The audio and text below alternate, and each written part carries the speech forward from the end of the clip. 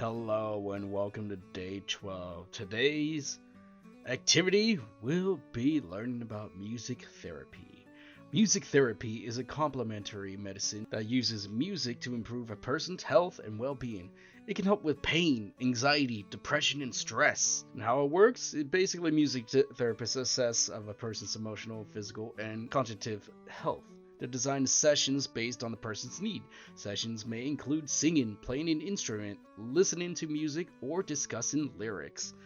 Basically, this is a nice stress reliever and it's freaking amazing. It is a nice emotional overflow stimuli that will help the person's mentality.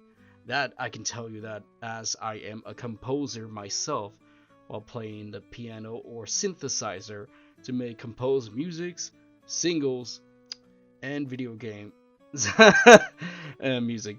You can also check out like my latest campfire songs, in other words, which is Adventure Start Volume 1 Campfire Songs, or Adventure Start Campfire Songs Volume 1, that you can find on YouTube and YouTube only. And enjoy yourself, relax, and get in depth with music. Have a good one.